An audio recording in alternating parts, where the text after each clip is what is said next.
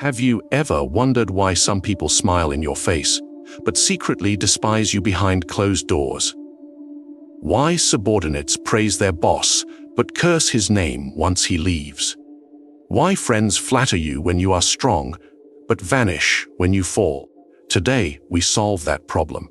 We expose the truth. Why people pretend to respect you, and how you can wield this knowledge to never be deceived. Let us begin with the first truth that few dare to speak aloud. Respect is a mask worn not out of love for you, but out of self-interest. You must understand, men rarely respect another man for his virtues alone. They respect what those virtues can give them. Respect, in most cases, is not about you. It is about them. Think of it this way. When a man greets you with politeness, when he praises your work, when he bends his head in acknowledgement, you are tempted to believe that he admires you, that he values your character, your wisdom, your strength. But this is a dangerous illusion. For what he truly values is not your character, but the benefit your character can bring him. Your wisdom may give him opportunities. Your strength may provide him protection. Your wealth may open doors for him. Strip away those advantages, and you will see his words of respect vanish as quickly as smoke in the wind. Machiavelli observed this truth in the courts of princes. Men filled the chambers with words of admiration. Every nobleman praising the ruler's brilliance, every servant quick to show honor. Yet all of it was calculated. They did not respect the prince as a man. They respected his power, his influence, the rewards they might earn from staying close to him. Should the prince lose his throne, many of those same voices would disappear, or worse, turn against him. This is the true nature of respect. It is transactional. It is a coin people spend, not because they wish to honor you, but because they wish to purchase safety, favor, or advantage. When people say they respect you, what they often mean is, I need you. I benefit from you. You serve my survival. Notice this in your daily life. When you rise in position, when fortune smiles on you, suddenly people appear with warm words and gestures. They congratulate you. They act as though they always believed in your potential. But did they? Or do they simply sense that by honoring you now, they may gain something tomorrow? Respect flows toward the rising sun, not because men love the sun itself, but because its warmth sustains them. And just as quickly, when the sun begins to set, the same men abandon it. So too with respect. The moment you lose your influence, the moment your power begins to fade, you will discover that much of the respect you thought you had was never yours. It belonged to your position, to your fortune, to your usefulness. Respect, therefore, is often nothing more than survival instinct disguised as courtesy. A subordinate respects his employer because his livelihood depends on it. A soldier respects his general because disobedience brings punishment. A citizen respects his ruler because order protects him from chaos. Each bows his head, but not because he sees greatness in the other man's soul. He bows because it is safer to bow than to resist. Machiavelli warns us never confuse this survival-driven respect with genuine loyalty. The danger lies in believing that people admire you for your true nature. If you believe that, you will become blind to their motives. You will mistake their self-interest for devotion, their necessity for love. This blindness has destroyed rulers, leaders, and even ordinary men who thought they were adored, only to learn later they were merely tolerated. Respect, then, is not proof of your character. It is proof of your leverage.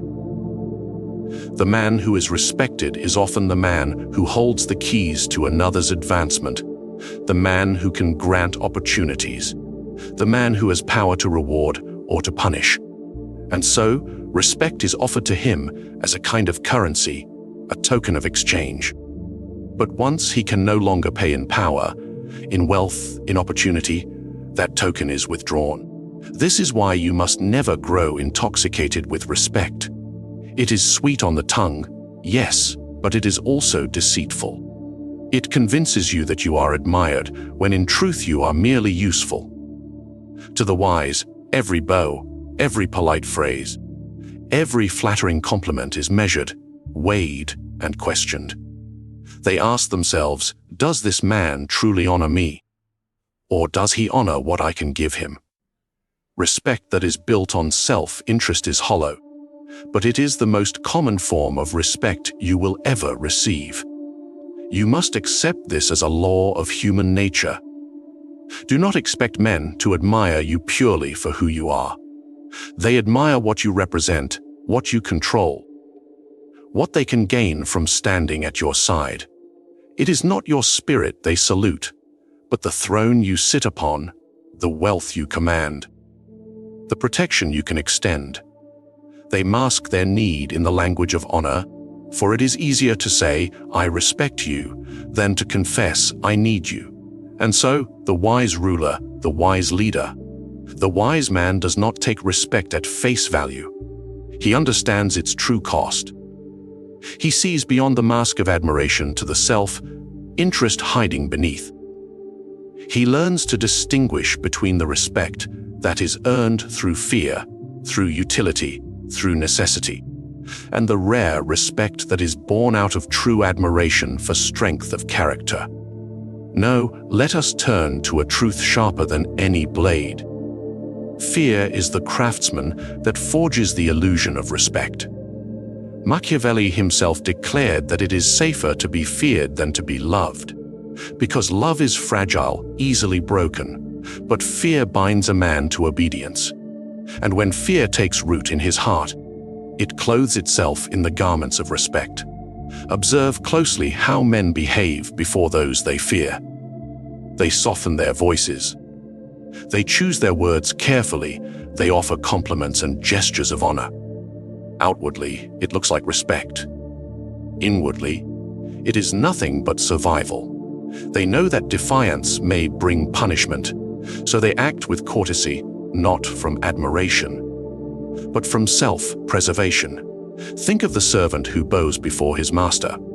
Does he bow because he loves him? Rarely. He bows because the master holds power over his life. Think of the subject before his ruler. Does he kneel because he truly honors the ruler's character? No. He kneels because the ruler's sword is sharp, his arm is strong, and his punishment swift.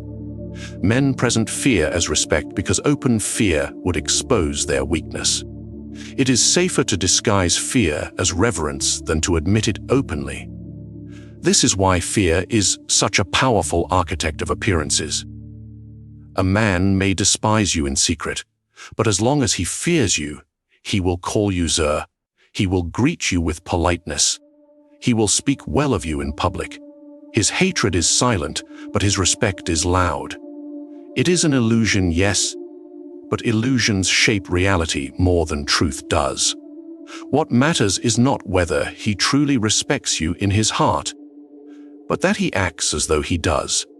His fear compels the performance of respect.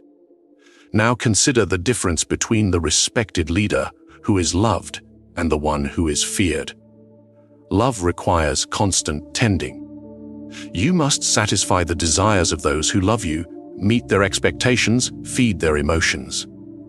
But fear requires only one thing: the assurance that disobedience will not be tolerated. Once fear is established, respect becomes automatic.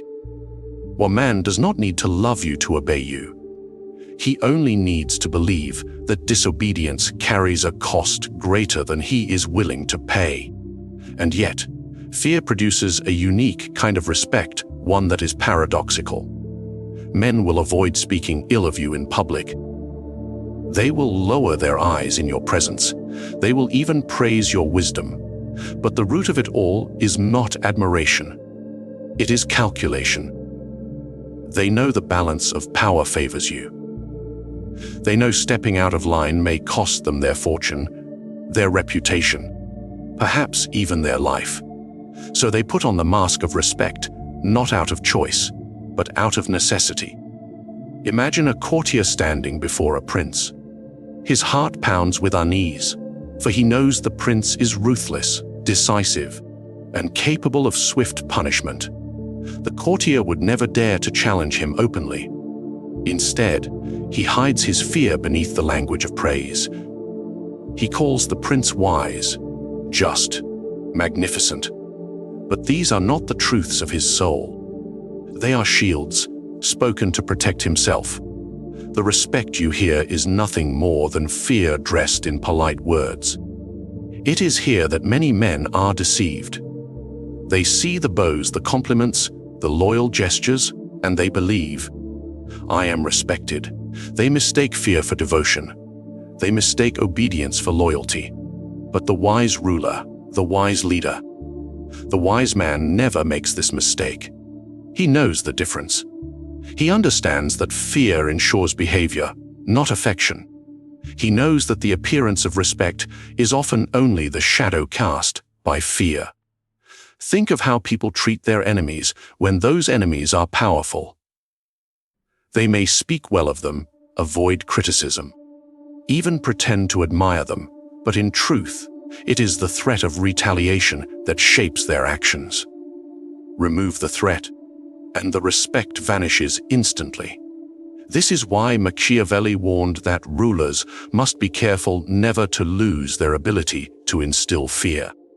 For the moment fear weakens, the illusion of respect crumbles, and men reveal their true feelings. But do not mistake fear-driven respect as weakness. On the contrary, it is one of the strongest tools a leader can possess. Men may despise you privately, but if they act respectfully in public, you maintain order, authority, and control. The performance of respect is enough to sustain power, even if the heart of the man does not truly honor you. In the theater of politics, it is not sincerity that matters, but appearances. And fear is the most reliable director of appearances. Thus, when you walk into a room and people lower their heads, when they speak cautiously in your presence, when they flatter your achievements, ask yourself, do they love me or do they fear me? The answer will reveal much about the respect you truly command. Fear compels respect in ways love never can, and this respect, though it may be an illusion, ensures that men obey, even when their hearts are filled with resentment. For in the end, it is not their feelings that govern your rule, but their actions. And fear is the force that guarantees those actions align with your will. Now we arrive at one of the most dangerous forms of false respect: flattery. It is the language of the weak, the shield of the powerless, the weapon of those who cannot confront you directly. Machiavelli warned rulers to beware of flatterers, for they do not serve truth, they serve themselves. And their respect is not respect at all. It is a calculated performance meant to protect their position and advance their interests. Consider the man who greets you with constant praise. Every action you take, he applauds. Every word you speak, he calls wise. Every decision you make, he claims it is brilliant. To the unsuspecting, this seems like loyalty, even admiration. But look deeper. His praise is not given freely. It is given with a purpose. He flatters you because he lacks the courage to speak honestly. He flatters you because he fears offending you. He flatters you because, by feeding your ego, he secures his safety. Flattery is the disguise of weakness. Those who cannot confront you will instead submit through words. They will exaggerate your virtues, not because they see them, but because they know it pleases you. They will cover your flaws with silence, not because they do not see them, but because to speak of them would endanger them. In this way, flattery is a prison for leaders. For once a man surrounds himself with flatterers, he no longer hears truth. He hears only echoes of his own desires, repeated back to him. Machiavelli understood this trap well. He wrote that princes must guard themselves against the poison of flattery, because it makes them blind to reality. When all you hear are praises, you begin to believe you are beyond error. You begin to mistake agreement for truth. And this is when rulers fall, for the world does not bend to flattery. It bends to power, to action, to reality. A ruler intoxicated by flattery is like a sailor who trusts the wind more than the stars. He is guided not by truth, but by illusions whispered into his ear. Think of the weak man in the court of a powerful prince. He knows he cannot oppose the prince openly. He knows his survival depends on favor, and so he chooses the safest path. He flatters. His words are honey, but inside, his thoughts may be venom. He says, "You are wise," but in his heart he thinks, "You are blind." He says, "You are strong," but in his heart he thinks, "You are vulnerable." This is the duplicity of flattery. It hides resentment behind a smile. And yet, many rulers crave flattery. It is comforting. It feeds the ego. It gives the illusion of admiration. But what comfort offers in sweetness, it steals in truth. A ruler who listens only to flattery cannot see the dangers approaching. He believes he is loved when he is only tolerated. He believes he is respected when he is only feared. He believes he is admired when in reality, he is mocked in silence. Flattery is not respect, it is manipulation. This is why the most cunning use flattery as a weapon. When a man wishes to deceive a ruler, he begins with praise. Praise disarms suspicion. Praise opens doors. Praise makes the ruler feel safe, makes him feel admired, makes him believe he has loyal supporters. And once the ruler is lulled into comfort, the flatterer can advance his own hidden ambitions. Through praise, the weak gain influence over the strong, and the ruler becomes a puppet to the very men he thinks adore him. But do not think this only belongs to princes and courts. Even in the smallest circles of life, you will find flatterers. A subordinate praises his superior not because he admires him, but because he wants favor. A so-called friend praises your decisions not because he believes in them, but because he wishes to remain in your good graces. A rival may even flatter you, not to honor you, but to lower your guard. Everywhere you turn, flattery is used as a currency of the weak. And here lies the most dangerous part. Many people pretend to respect you by flattering you because they believe you cannot see through it. They believe your hunger for admiration will blind you to their motives. They count on your vanity being greater than your caution.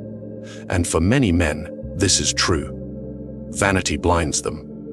They prefer the comfort of lies to the discomfort of truth. They accept false respect rather than face the harsh reality that most men do not admire them, but only need them. Therefore, when you hear praise, do not rush to embrace it. When someone showers you with compliments, do not be quick to believe it springs from the heart. Instead, ask yourself, what does this man gain by praising me? What danger does he avoid by flattering me? What ambition does he serve through his words? Only by asking these questions can you strip flattery of its disguise and see it for what it truly is. The language of those who lack the courage to speak truth. Respect is never as permanent as men like to believe. It clings to you only as long as your power stands strong, only as long as fortune favors you. But when power weakens, respect dissolves like mist under the sun. Machiavelli observed this with ruthless clarity. Men are quick to honor the powerful, but just as quick to abandon them the moment their strength declines. Respect that seems eternal often proves to be nothing more than opportunism wearing a noble mask. Imagine the prince seated on his throne. Courtiers gather around him, praising his wisdom, showering him with admiration, competing for his attention. To the unwise, this seems like genuine respect. Yet all of it is tethered to the throne itself, not to the man who sits upon it. Remove him from the throne, and watch how swiftly those same courtiers scatter, each rushing to align themselves with whoever now holds power. Their respect was not for him. It was for what he represented. It was for the authority he wielded, for the rewards he could grant, for the punishments he could inflict. This pattern repeats across every level of life. The powerful businessman is surrounded by admirers. So long as his wealth continues to grow, the moment his fortune falters, the same admirers vanish, excuses in hand, suddenly too busy to return his calls. The respected leader commands loyalty when his influence is unshaken, but when his authority slips, allies drift away, each seeking their own survival. Respect fades because it was never rooted in true admiration. It was rooted in the benefits of standing beside power. And here lies the cruel reality: most people respect not the man, but the shield he offers. They cling to him because his presence protects them, elevates them, or enriches them. When that shield weakens, when his strength no longer secures their advantage, they quickly abandon him. Respect is conditional, and the condition is power. Without power, respect is no more enduring than smoke carried off by the wind. History is full of such lessons. Kings once hailed as divine were ridiculed when their armies fell. Generals praised for brilliance were scorned when their campaigns ended in defeat. Rulers once worshipped as untouchable saw their names cursed when their people sensed weakness.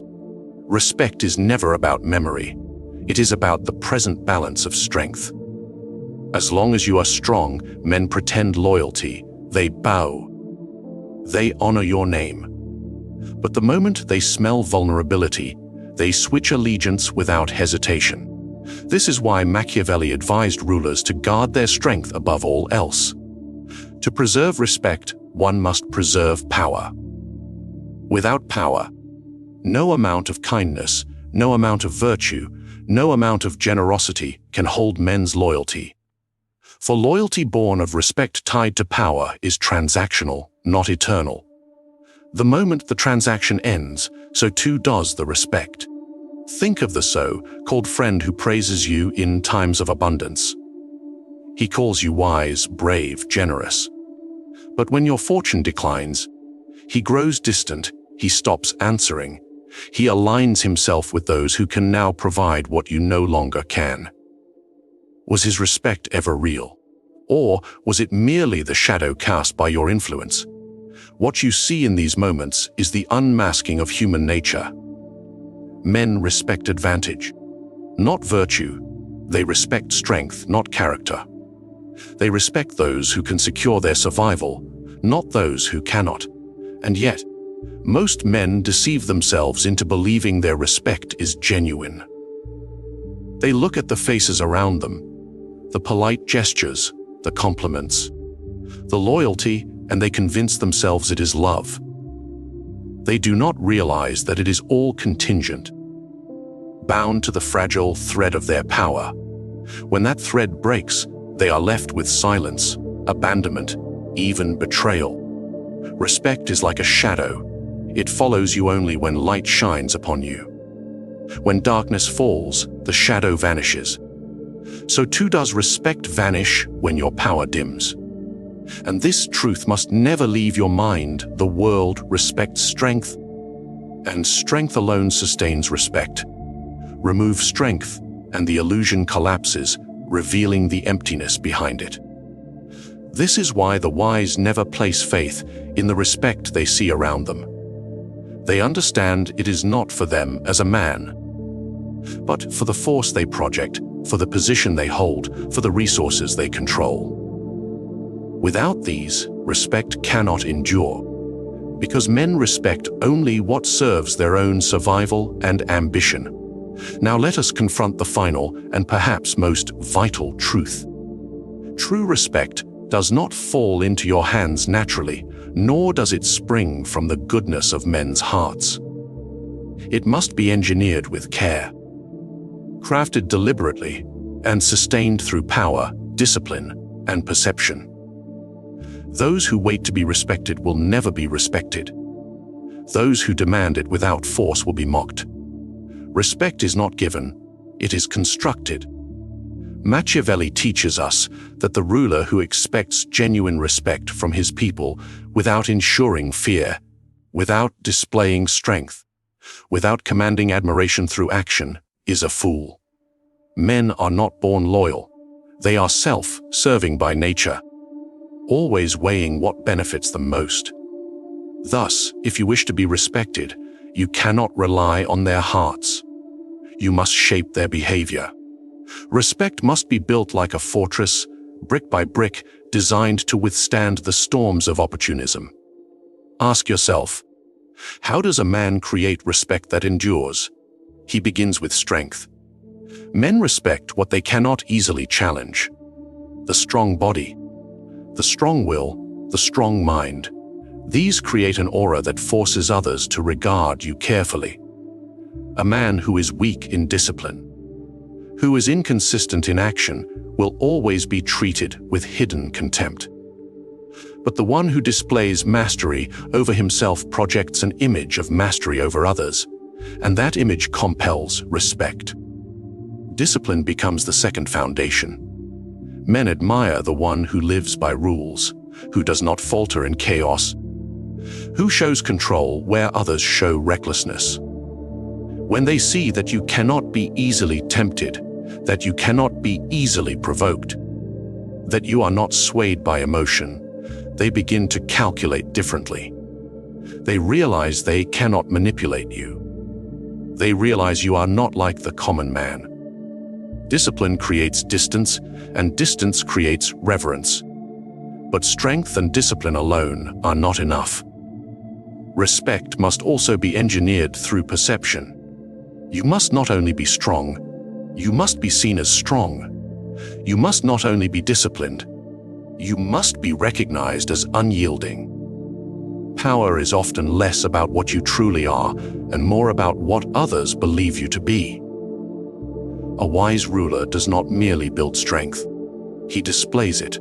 He does not merely hold discipline, he demonstrates it.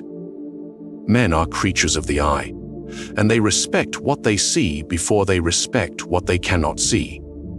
This is why rulers, generals, and leaders throughout history have staged displays of power.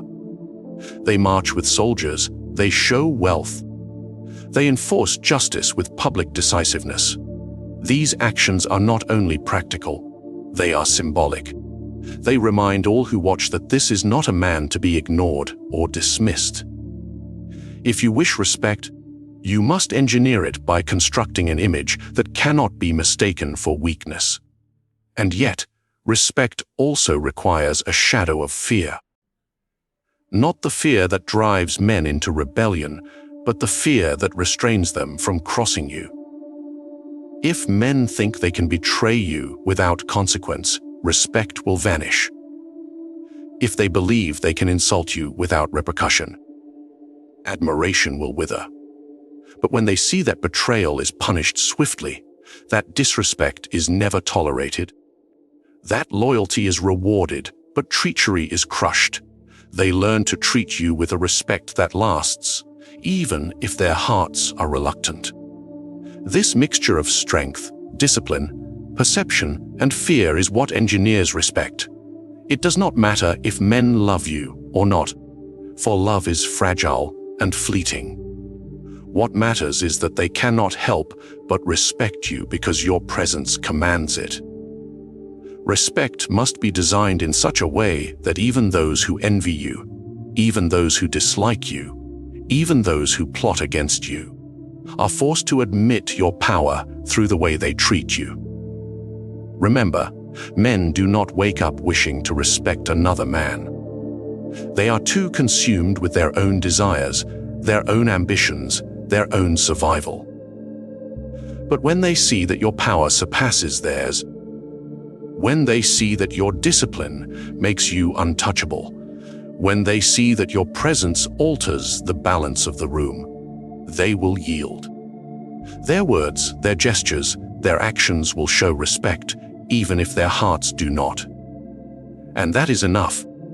For it is not love that sustains authority. It is not friendship that guarantees loyalty.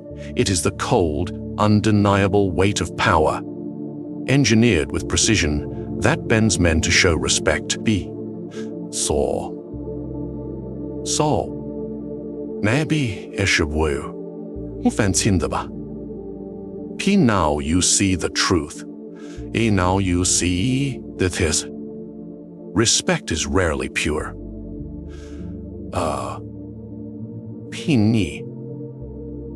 Respect is rarely pure. Pig, rarely honest. Kitabo for Pinang. And almost never what it seems. Almost never what it seems. Piggy, the bows, the smiles, the hay. Hinan, theft the zeltawan, the sosta, worship. The soft words they give. The soft words. They are not gifts. Fa, P, forte. P, they are masks. Tipple, behind them lies calculation. Pine, behind them lies a calculation. Hoof, theme for, hey, king a, fear. Pietao, well. Unfassungshin, or the excitation of gain. If you will know her. If you rely on their gestures. If you rely on their gestures. Pingi. P. You live in illusion. Throw.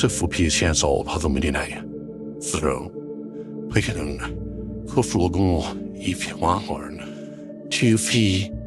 A marginal beautification. You'll find the Mars. It's a monkey. But if you learn to see through the mask.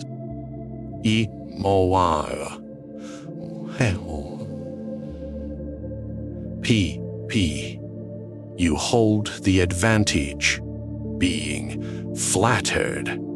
You stop being flattered. You stop being flattered. You stop being feared. And you start being feared.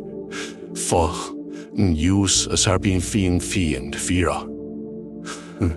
In a kid, fear. For shows how. Tin the wu pin. Admired. Admire. Ikabal. Ilis nabilo. Glossy Calet City. La per. Art at the very least as a power. Not to be is a power not on in ways. And that's all that will be on with the us 15. Grungalum of his untempered ways. He be trifled with. When he ruins you, when although the report not in line is Brunishi. Rimate. Pinembe. Remember this. Pivyobalai will always pretend. People will always pretend.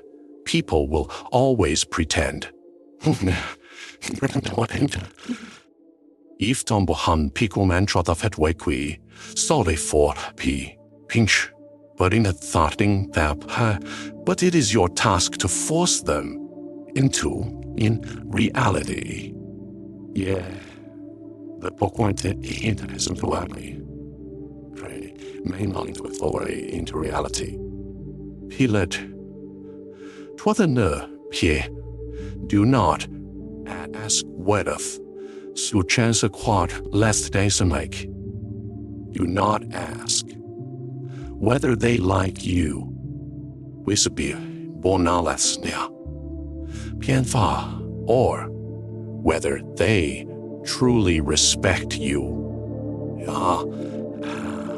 Or whether they truly respect you. Manifest nide, which was an inrannet, the mastrin scruder, Winkangini, ask it in stack hundred Kashikwash. Can you not part with the statement? Contains of that consequence. Can ignore you without consequence. Figure you without consequence. What the on an entry call. But you that appear, what man you, what is the task that you will by? Come on, what truths the dish shoku? She? And what your he? They dismiss you without risk. What you tawado, se for chino. Hame e, if the answer is no, bof war thing, with their effect, hen, then their respect enig, me, and nation. Real or fake, of rumor, honey, which relevant, be pen, becomes irrelevant. He'd opinion, or the whammy to the for in the end, when it is not about their sincerity, painted that's an edit, not about their sincerity, it is about your sincerity. I am picked in attention wall, it written at strength. It come out in the scenery, triggering this activity. And I've had engine running on the front throughout the way. The whole another side so we of was use wa hing. That is the Machiavellian truth.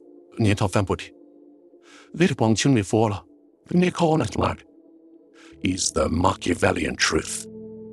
It is better to command false respect than to beg for genuine.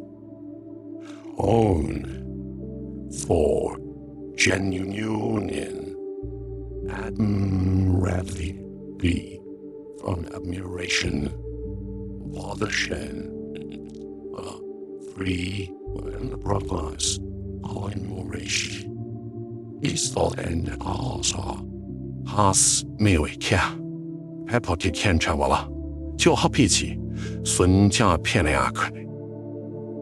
Because in this world, Mia shows redigon those who recognize fume recognition.